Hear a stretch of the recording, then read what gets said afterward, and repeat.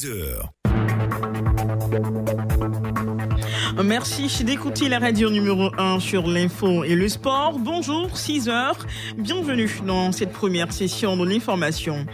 Au menu, le journal des sports par Achungi-San Kwasi dans une quinzaine de minutes. L'invité du jour, professeur Didi Kouko Koulibaly, directrice générale du centre d'oncologie et de radiothérapie Alassane Ouattara de Koko, dit au sujet de la lutte contre le cancer du sein. Et puis à 6h30, Paul Philippe sera là pour vous donner la parole. Mais d'abord, le journal, c'est à vous Denise de la Fafiette pour les titres.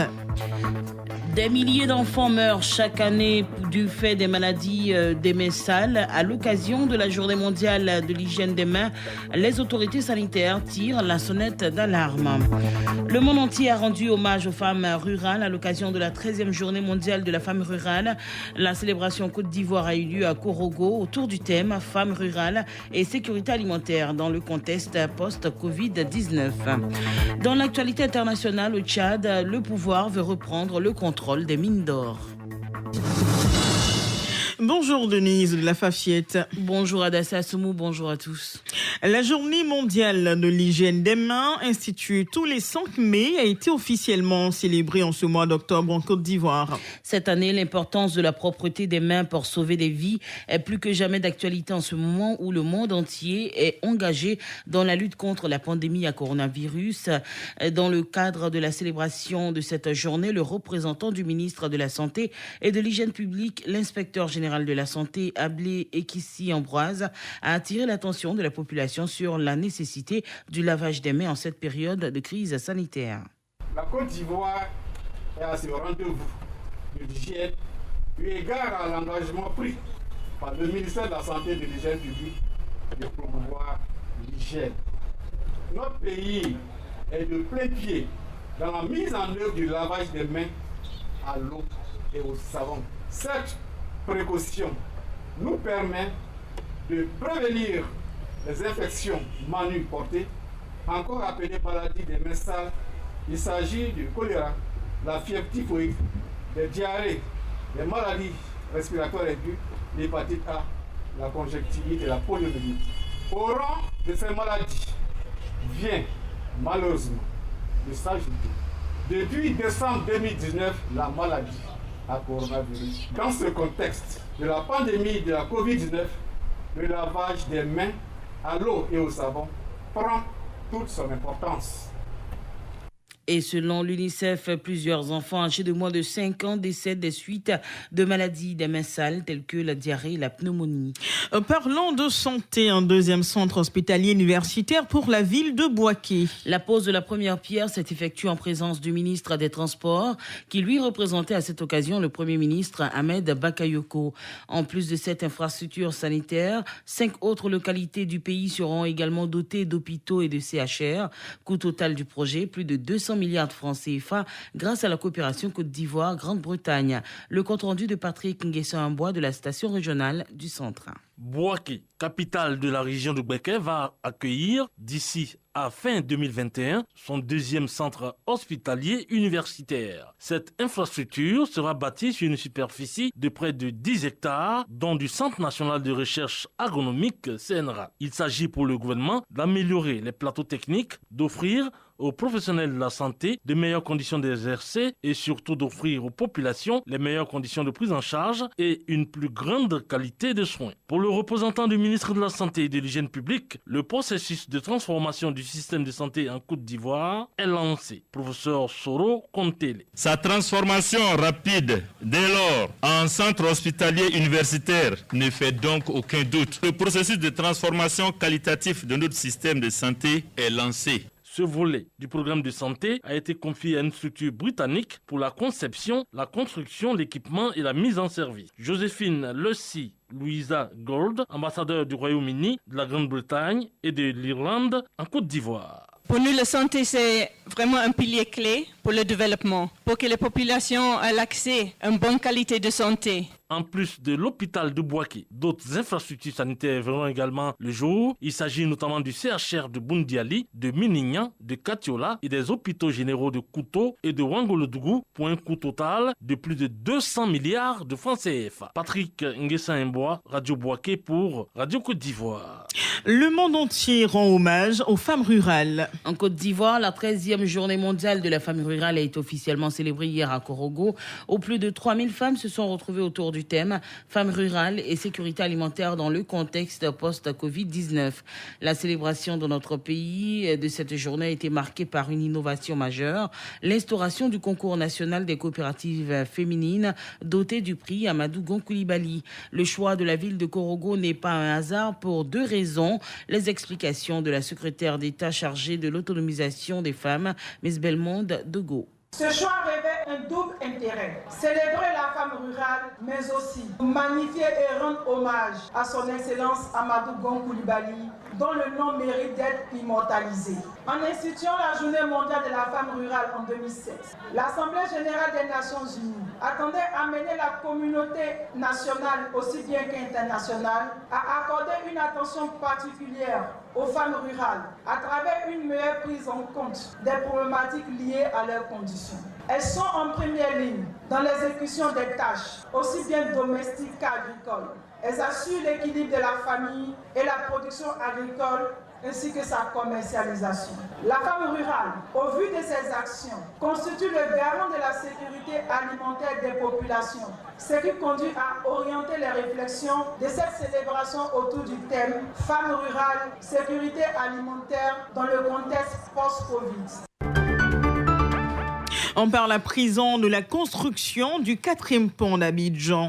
L'opération de libération de l'emprise des sous-quartiers d'Oukouré et Nouveau Quartier dans la commune de Yopougon et Fromagessi à Tékoubé débutera le lundi 19 octobre 2020 à partir de 7h. L'information a été donnée hier par le secrétaire général de la préfecture d'Abidjan, André Martin Kakou, par ailleurs président du plan d'action et de réinstallation. Cette opération de libération va porter uniquement sur les bâtiments des propriétaires non résidents, des propriétaires d'équipements et d'activités commerciales qui ont déjà été indemnisés, a précisé André Martin Kakou. Au total, ce sont 1850 ménages qui sont concernés par cette opération.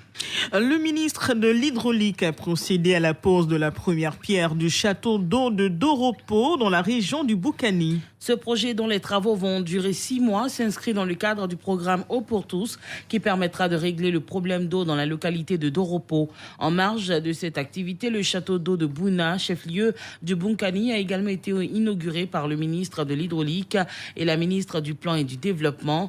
Le ministre de l'Hydraulique salue la réalisation donc de ces infrastructures qui vient résoudre les problèmes de déficit d'eau potable dans cette région. Écoutons le ministre Tchagba Laurent. Le président de la République, lorsqu'il est arrivé aux affaires en 2011, le diagnostic qui lui avait été présenté, c'est que le déficit était catastrophique à Bouna. Et lorsqu'il est passé en 2012 pour faire sa visite d'État, il a pris des engagements pour dire qu'il va sortir la population de ses difficultés. Et nous, qui sommes les techniciens, nous sommes allés jusqu'à Vankoro pour prendre de l'eau dans la Komoué, traiter et prendre cette eau à 45 km pour venir à Bouna. Grâce à Dieu, nous avons travaillé et nous avons terminé ce projet. Et aujourd'hui, nous sécurisons définitivement la ville de Bouna et ses environs. Donc, déficit à Bouna terminé. Déficit à Doropo terminé dans 4 mois. Développement toujours, le programme national d'électrification rurale en marche dans la région du Boclé. Et on se rappelle, le chef de l'État avait annoncé l'électrification des villages de plus de 500 âmes. Eh bien, dans la sous-préfecture de Sago, c'est une réalité. 5 villages bénéficient du courant électrique depuis le week-end dernier, passant d'un taux d'électrification de 11% avant 2011 à 85% en 2020. Sam Conan. Les habitants des villages de Tiazalé, Le Héri Gaudier, Titidou et Babodou, dans la sous-préfecture de Sago, département de Sassandra, n'auront plus besoin des panneaux solaires et autres batteries pour suivre la radio et la télévision.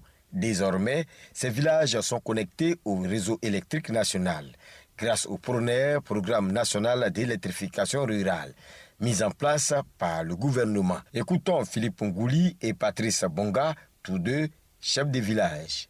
Nous disons merci au président Ouattara pour cette œuvre qu'il nous donne aujourd'hui.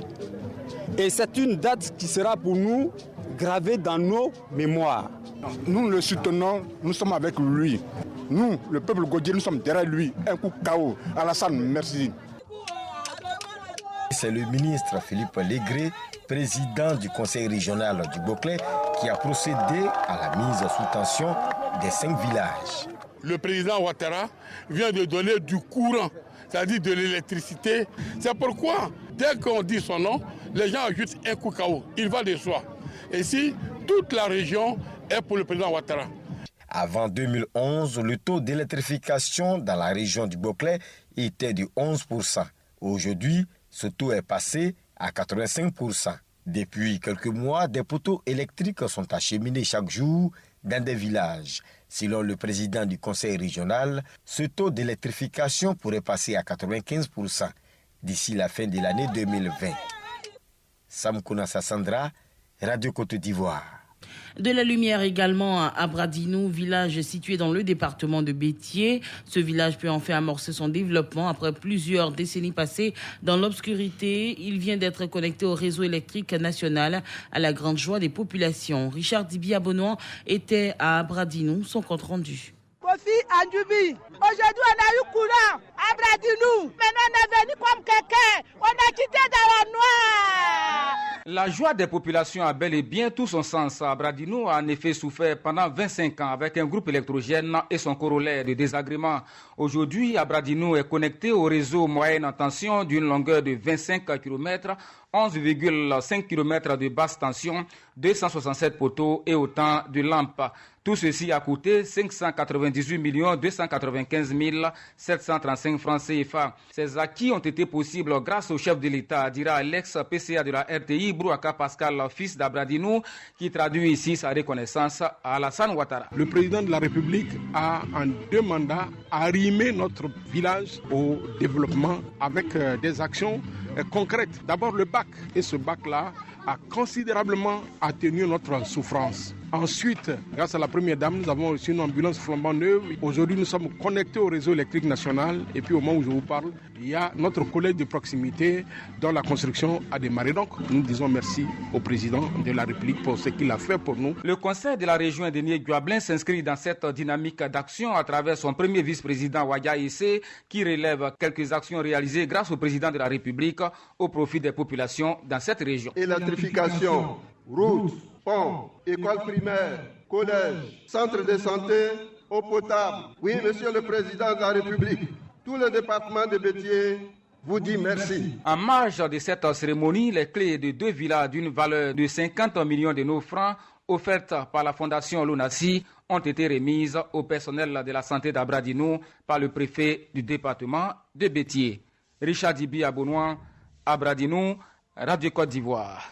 Et on reste dans la région. Le coordonnateur RHDP de l'Indénié-Guablin invite les femmes militantes du RHDP des quartiers Lobicro et HKB à se mobiliser pour les échéances électorales à venir. C'était au cours d'une visite de proximité faite à ces femmes à qui il a également demandé de cultiver la paix. Écoutons justement un extrait du message adressé à ces femmes par le ministre Pascal Abinan-Kouakou, coordonnateur RHDP de l'Indénié-Guablin. Il est au micro de Richard Dibi-Abonoan. Dans une affaire, quand les femmes sont debout, quand les femmes sont déterminées, c'est que c'est déjà réglé. Et c'est le cas des femmes que vous êtes. Je voudrais donc vous féliciter au nom du président de la République pour vous dire de continuer, de rester déterminés jusqu'au 31 soir où on va déclarer le un coup.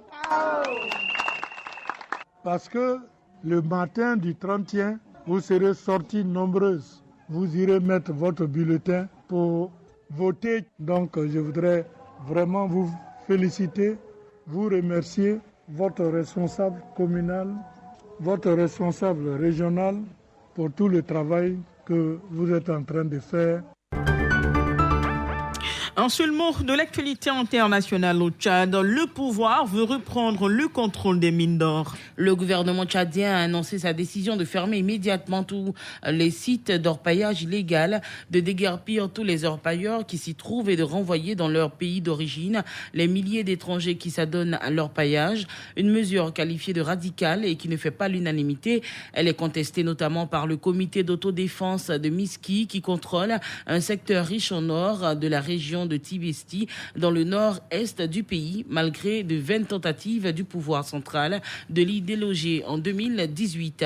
Mais à côté de cet impératif sécuritaire dont tout le monde reconnaît la légitimité, des spécialistes pointent également des raisons économiques. C'est la fin de ce journal. Retenons simplement que des milliers d'enfants meurent chaque année du fait des maladies des mains sales. À l'occasion de la journée mondiale de l'hygiène des mains, les autorités sanitaires tirent la sonnette d'alarme. Merci à vous, Denise de l'Infafiette. Madame, Messieurs, c'était le journal de 6 heures. À 7 heures, un nouveau journal vous sera proposé. Restez avec nous. Le journal des sports par Rachungé Sankwasi. C'est dans un instant. Découvrez l'actualité nationale et internationale sur votre radio. Radio Côte d'Ivoire, 88.0. 88.0 Abidjan. 88 FM Abidjan. 24h/24. Radio Côte d'Ivoire. Numéro 1. Numéro 1. Sur l'info. Sur l'info. Et le sport. Radio Côte d'Ivoire. Les sports d'ici et d'ailleurs. Le journal des sports, Rachungé Sankwasi. Football, natation, basketball, avec vous, on fait le tour de l'actualité sportive internationale et nationale, n'est-ce pas? Bonjour à vous, Rachungé Sankwasi. Bonjour Adassa. Ouvrons tout de suite avec cette information. Mireille Aouré court désormais pour le compte de l'UNICEF. C'est ce qu'on pourrait appeler l'inattendu revirement de carrière. La biche de Bonoa sous le couleur de l'UNICEF, c'est le résultat des efforts consentis. Nommée ambassadrice nationale UNICEF, Mireille Aouré devra accélérer sa cadence pour le grand bonheur des enfants. Le ministre des Sports parle ici des actions engagées par le gouvernement pour permettre aux jeunes athlètes de jouir de leur talent et permettre au pays d'avoir d'autres Mireille Aouré dans haut polin. Le gouvernement a pensé à une loi sur le sport qui n'existait pas. Une loi qui permettra au sport de sortir de l'informel pour que le sport devienne structuré et appelle des partenaires sérieux, appelle des investisseurs. Vous voyez que depuis 60, c'est en 2014 qu'une loi a été faite pour le sport. Malheureusement, cette loi est restée sans application. C'est seulement quand j'ai été porté à la tête du département que le Premier ministre Amadou Gon Coulibaly m'a dit « Sortons le sport de l'informel. Faisons en sorte que le sport devienne une source de création de richesses, d'opportunités pour les jeunes et que le sport soit mieux structuré. » Alors, j'ai décidé de faire en sorte que cette loi rentre en vigueur et cette loi est rentrée en vigueur malgré les entraves depuis 2019. Les fédérations ont un agrément, une délégation de pouvoir et surtout ont un contrat d'objectifs. Il a été mis en place la parafiscalité, mais que nous avons revalorisé. Chaque trimestre, il y a des moyens qui sont donnés à chaque fédération en fonction de leur importance. La moitié de la parafiscalité, environ 2 milliards, est donnée au football. Les 2 autres milliards consacrés pour toutes les autres fédérations. Le sport doit sortir du financement purement par l'État. Parce que l'État doit construire des écoles, l'État doit construire des hôpitaux, doit assurer la sécurité des biens des personnes. Donc il faut faire en sorte que chaque activité devienne source de création de richesses internes. Et c'est possible. La trêve mise à profit après la Belgique. Les éléphants s'attaquent en début d'après-midi aux Japonais. Ce deuxième match au test est-il le vrai examen de Patrick Baumel, le sélectionneur des éléphants? Oui et non, ma très chère Adassa. En premier tableau, le oui, Baumel devra être dans son rôle, disposé, posséder son équipe au sortir de ce Côte d'Ivoire-Japon et nous montrer sa toile à lui. Le peintre en impose, le sélectionneur devrait en faire autant. En second tableau, le non. Baumel ne sera pas forcément un examen de passage. La Covid, à l'instar de nombreux sélectionneurs, a été pour beaucoup dans la mise en route de la sélection. Raison pour laquelle nous serons un peu tolérants face aux ratés constatés de sa part. Toujours est-il que ce Côte d'Ivoire-Japon vaut et à l'allure d'un passage de grade. Rachongé Sonkwasi, vous avez sur votre papier une idée de l'équipe probable des retouches attendues? Oui, surtout avec l'absence de Friza, le sélectionneur devra effectivement songer à recomposer son équipe. En défense, par exemple, le désormais très fragile Eric Bailly, sorti sur blessure, devrait conduire à sa non-titularisation. Ismaël Sinali Diomandé, très bon, ce dernier face au Diable Rouge, seront ces deux garçons reconduits. Ils auront à leur côté Odino Akosunu. Au milieu de terrain, Maxwell Cornet devra débuter. En récupération, Baumel devra choisir entre Seredier, qui joue frein en main, et Habib Maïga. En soutien, Mohamed Doumbia ferait l'affaire. En attaque, plusieurs choix se présentent à Baumel. Jao Saïd et Christian Kwame constituent les pièces de rechange réelles en pointe. Sur les côtés, Gervinho ou Lago Junior devraient occuper le couloir laissé par Zaha. Imaginez Adassa un trio de tête, Gervinho à gauche ou à droite, en dédoublement avec Pépé. Sur les côtés, associés aux libéraux d'attaque Christian ou Saïd, le soleil se lèverait plus vite que prévu. Franck, qu'est-ce que nous écoutons? Le Japon est une bonne équipe, on connaît quelques individualités. C'est une bonne équipe, le Japon, mais moi, en ce qui me concerne, ça va être ma première fois de jouer contre le Japon. Après, quand tu les regardes en face, j'ai déjà suivi quelques matchs du Japon. C'est une équipe regroupée, une équipe qui joue vite, donc on laisse les idées au coach qui va nous transmettre pour pouvoir affronter le Japon dans un bon état d'esprit. On va s'arrêter là. Kremansko rime bien avec un soleil, Adassa également. Vous avez le choix entre le soleil levant et le soleil couchant. Bonne soirée, bonne journée à vous. Merci Rachongé Sonkwasi pour votre bonne humeur. On adore et on vous souhaite également une excellente journée. Prochain rendez-vous sportif, 7h20 avec Fernand Kouakou. Je vous en prie.